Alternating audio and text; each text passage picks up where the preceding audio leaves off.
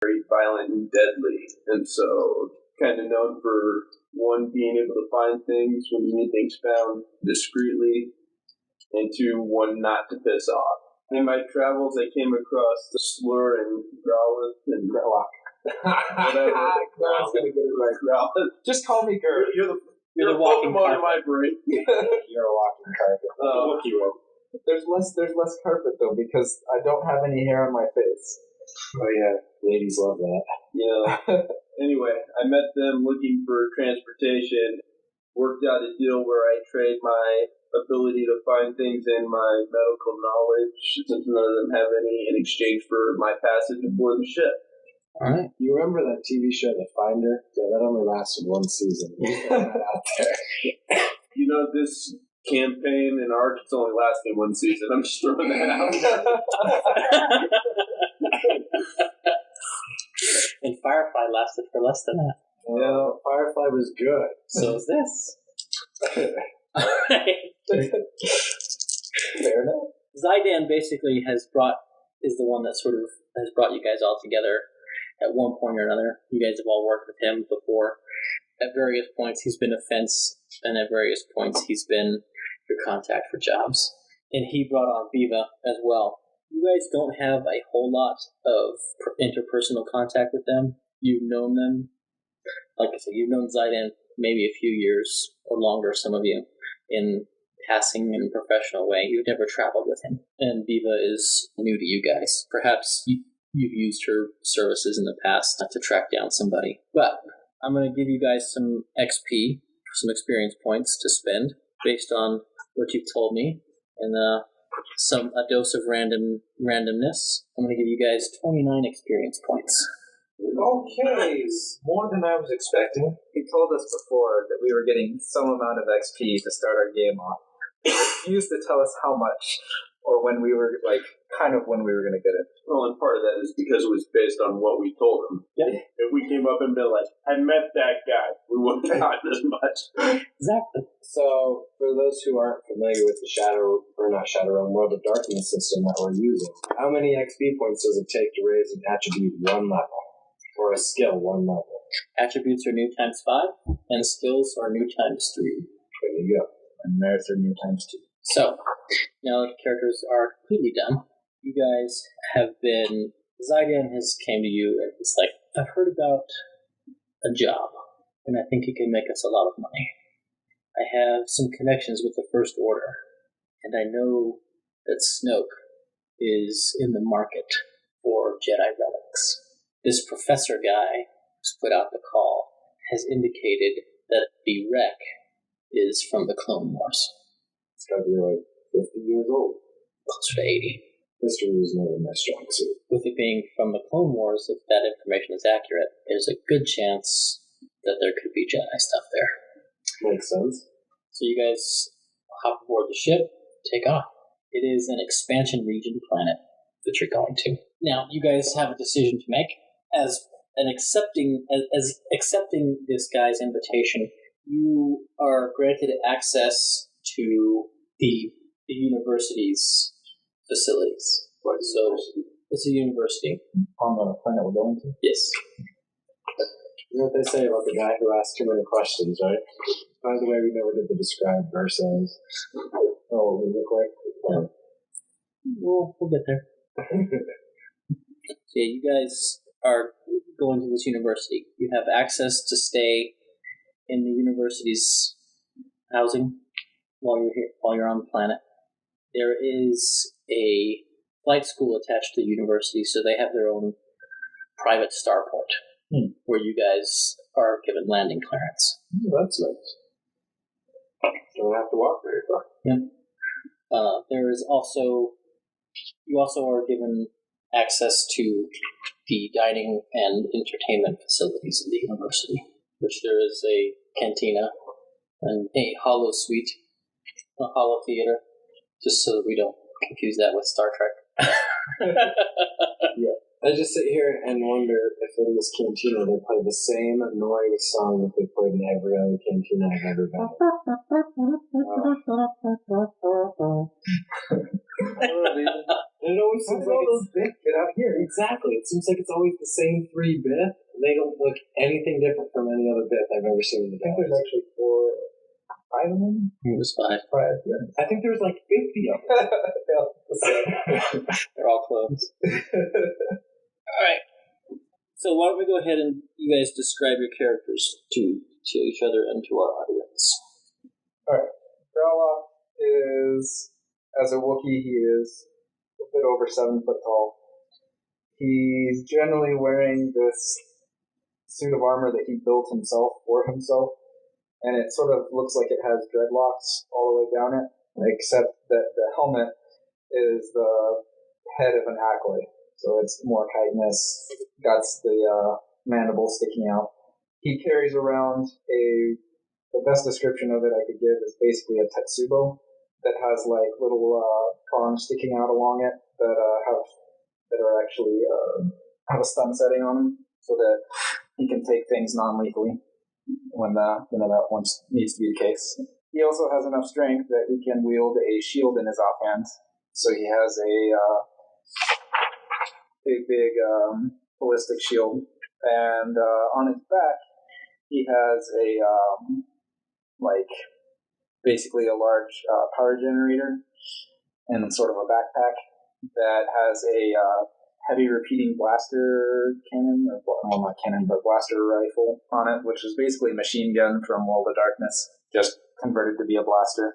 And so since it's hooked up to that, that's the ammo source. And there's also the head of a droid on top of that backpack that feeds into sort of like the inside of his helmet so that he can be understood by anybody that doesn't speak True-Look, because, that's a problem. So, we'll probably be most of the time not actually trying to sound like a Wookiee myself, because I'm not very good at it. Sorry. And none of us around the table speak True-Look. Either in real life or in character. Yeah. I'm your average human. There's only one black guy in the universe, and it's not me. No, there's 2. There's 2. Are there 2 now? Yeah, there's Lando and then the guy from the thing. I thought Lando was dead by the time the 7th movie came out. He hasn't been confirmed, and actually I've heard rumors that he might be in the next one. Well, the Ewoks are all dead, and that hasn't really been confirmed. Now, has it Disney? Unless Lando is Finn's dad, then there's actually really any problem. I'm just saying, Mace Windu only lasted 3 episodes. Lando only lasted, 2? He was in 5 and 6. Yeah, so he only got 2 episodes, and he's gone now. And we've got the new black guy. There's a good chance he'll make that 3 movies. I'm not that black guy. I'm the regular white guy that you see in every other version of the universe. I'm between the ages of 25 and 30, depending on what starport I'm walking out of, and I'm about 6 feet tall. I wear Stormtrooper armor, and it's not the new cool First Order Stormtrooper armor. It's the old school, we blew up the Death Star twice Stormtrooper armor. It was my dad's, and that's how I got it. If you remember exactly how I got it, good for you. I carry a small sporting blaster that usually is set on the stun setting because I enjoy doing more lethal damage with my grenades. I wear 2 bandoliers worth of grenades on my armor between chest area and the belt area. Carries about 12 grenades, mostly thermal detonators and your standard frags, but I have a couple of non-lethal grenades as well, stuns and tear gas, and a couple of smoke grenades. I'm going to blow something up. Be prepared. Alright, then. I'm a Doug. I'm about 4 feet and I'm going to say 5 inches. Probably the right thereabouts. That's about the average for a Doug. Let's see. I'm wearing a armored, not spacesuit, but flight suit, an armored flight suit. And I have a sporting blaster rifle. So it's kind of like a sniper rifle, mostly. And they mostly come at night. Mostly. But that's really all I have on me, other than the standard gear, like comlink and stuff like that. Mm-hmm. There's not much else I can really describe about a Doug. So they walk in their hands, carry their feet out in front of them. Exactly. It's like a monkey. Well, I did say I was a Zabrak. I'm actually a the Zabraks, they're still called Zabraks of Dothmar, are actually hybrid human Zabrak. That's actually what I am, so I'm half human. And I have the traditional facial tattoos, like Darth Maul had in the first episode. What colors? Huh? What colors? The tattoos are always black. My skin is actually yellow. Okay. So like Savage. Yes. Savage oppress. Savage. Yeah, it was a play on that. She said it. Ennui is a France. But anyway, I am fairly average, basically an average human height, but I look Zabrak. I have the small head horns and the facial tattoos and the different colored skin. I dress very plainly, very humbly. I do have Manriki Gusari, which, if you don't know, is a large length of chain with two heavy weights at the end that's used as a weapon. And that is the only weapon I carry. And yeah, that is me. And I am pretty much the emotional and moral center of this ragtag group of murderers and miscreants. Right. And Viva is a white Twi'lek. She has ice blue eyes, and most of her clothes are green and black leathers. And Zaidan is the Falleen, and he always has a handkerchief on him and is always quick to offer a drink from his flask. And this is why I haven't been to the cantina in a while. I don't think you want to drink that. Well, it doesn't kill you, makes you stronger. Except for grenades. Grenades always kill you. Alright. So we made our way from wherever the heck we were to whatever this planet is, to an unknown university, to talk about a shipwreck that we heard about that may or may not be there. Could you be a little more vague about this? Well, that's how big it is.